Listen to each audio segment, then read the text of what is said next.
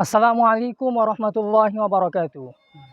দেশ বিদেশ থেকে যে সমস্ত দর্শকবৃন্দ আজকে আমাদের এই ভিডিও দেখছেন, আপনাদেরকে আমরা দারুল আরকাম ইসলামী মাদ্রাসার পক্ষ থেকে জানাই আন্তরিক শুভেচ্ছা ও মোবারকবাদ।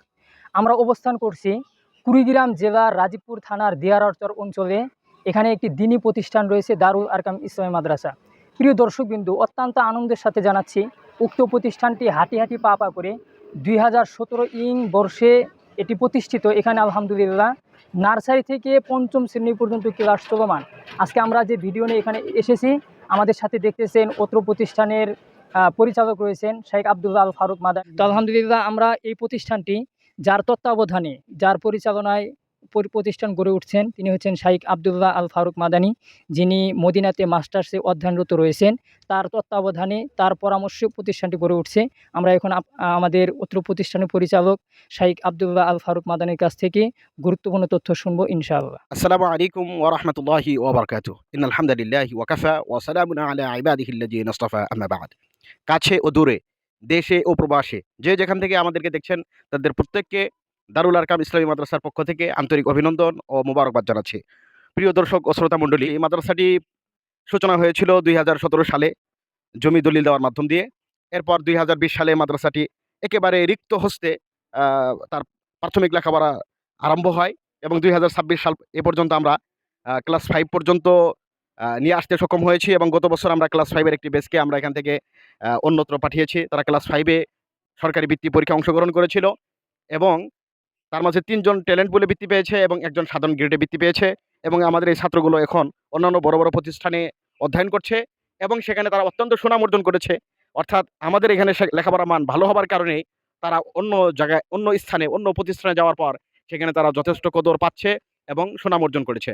সম্মানিত দর্শক ও শ্রোতা মণ্ডলী, আমাদের এই প্রতিষ্ঠানটা কিছুদিন আগে আমরা আপনাদেরকে একটা ভিডিওতে দেখিয়েছিলাম যে এখানে একটা বাড়ি ছিল, এখানে একটা বাড়ি ছিল এবং এই সামনে মসজিদ ছিল, মসজিদের সামনে একটা পুকুর ছিল। পুকুরটা আমরা তখন আপনাদের কাছে আবেদন করেছিলাম যে এই মাদ্রাসাটাকে ফরওয়ার্ড করার জন্য এই বাড়িটা স্থানান্তরিত করার দরকার এবং সেই পুকুরটা ভরাট করার দরকার। আপনারা স্বতঃস্ফূর্তভাবে সহযোগিতা করেছিলেন, যার ফলে সেই পুকুরটা ভরাট করা সম্ভব হয়েছে এবং সে বাড়িটি এখান থেকে সেখানে স্থানান্তরিত হয়েছে এবং মাদ্রাসার সামনে যে মসজিদটা ছিল এখন সেই মসজিদটাকে মাদ্রাসার পশ্চিম পাশে নিয়ে আসা হয়েছে এবং মসজিদটা অত্যন্ত ভঙ্গুর অবস্থায় আছে।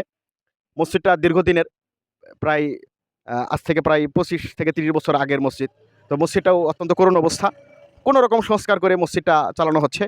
আর শিক্ষা প্রতিষ্ঠান যেটা মাদ্রাসা আপনারা দেখছেন এখন মাশাআল্লাহ মেইন রোডের সাথে, অর্থাৎ আমাদের এই যে উপজেলা শহরে যাওয়ার জন্য আমাদের এই অঞ্চল থেকে যে মেইন রোড, যেটা প্রধান রাস্তা, এই প্রধান রাস্তার সাথেই এই মাদ্রাসাটি অবস্থিত এবং আমরা মেইন রোডের সাথে আলহামদুলিল্লাহ মানুষের স্বতঃস্ফূর্ত সহযোগিতায় এখানে একটা ওয়াল উঠে গিয়েছে আলহামদুলিল্লাহ।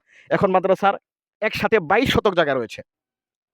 একই মাঠে অত্যন্ত চমৎকারভাবে একসাথে প্রায় 22 শতক জায়গা রয়েছে এবং মাদ্রাসার অবকাঠামো এবং লোকেশনগত দিক থেকে মাদ্রাসা অত্যন্ত ভালো অবস্থানে আছে।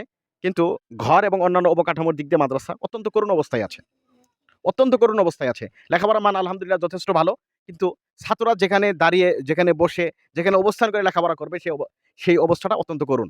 এজন্য অত্র মাদ্রাসার যারা কমিটি আছেন, যারা পরিচালনা করে থাকেন, পরিচালনা পর্ষদ আছেন, তারা একত্রিত হয়ে সম্মিলিতভাবে সিদ্ধান্ত নিয়েছেন যে মাদ্রাসার দক্ষিণ এবং পূর্ব পাশে এল সাইজ করে একটি 70 হাত ঘর ওঠানো হবে, 3 কোয়ার্টার করে, নিচে ফ্লোর পাকা করে, বারান্দা সহকারে প্রায় 10 লক্ষ টাকার প্রয়োজন, যেটা আমাদের এখানে স্টুডেন্ট, আমাদের এখানের এলাকাবাসীর সহযোগিতায় যেটা সম্ভব না। আপনাদেরকে আরেকটি বিষয় জানিয়ে রাখি, সেটা হচ্ছে যে আমাদের যে ছাত্ররা, ম্যাক্সিমাম ছাত্র হচ্ছে হতদরিদ্র, অর্থাৎ আমরা যে বেতনটা ধরেছি এই বেতনটা তারা দিতে পারেন না। যার ফলে স্টুডেন্টদের কাছ থেকে যে বেতনটা আসে, সে বেতন দিয়ে আমরা শিক্ষকদেরকে বেতন কাভার করতে পারি না। এজন্য এলাকা মানুষ বিভিন্ন সময় যে সহযোগিতা করেন, দান করেন, সেই দানটা শিক্ষকদের বেতন, বিদ্যুৎ বিল এবং প্রতিষ্ঠানে আনুষঙ্গিক খরচে এটা সম্পূর্ণ খরচ হয়ে যায়। যার ফলে আমরা যে কোনো উন্নয়নমূলক কোনো কার্যক্রম হাতে নেব, এটা মোটেই সম্ভব হয়ে ওঠে না। এজন্য আমরা এই বিশাল একটা টার্গেট নিয়ে আমরা মাঠে নেমেছি যে প্রায় 10 লক্ষ টাকা আমাদের দরকার। তাহলে আমরা এরকম একটা 70 হাত ঘর উঠাতে সক্ষম হব ইনশাআল্লাহ। অতএব যে যেখানে আছেন, যে যেখান থেকে আমাদের এই ভিডিও দেখছেন, আপনারা আপনাদের সামর্থ্য অনুযায়ী আমাদের এই প্রতিষ্ঠানের পাশে দাঁড়াবেন। যে আপনার দান করার যতগুলো অপশন আছে, এর মাঝে দারুল আরকাম একটি বেস্ট অপশন। অতএব আপনি আপনার মূল্যবান দানকে, আপনার মহব্বতের সম্পদকে এখানে ব্যয় করবেন বলে আমি আশা করছি। এই বলে আমি আমার বক্তব্য এখানে শেষ করছি। আসসালামু আলাইকুম ওয়া রাহমাতুল্লাহি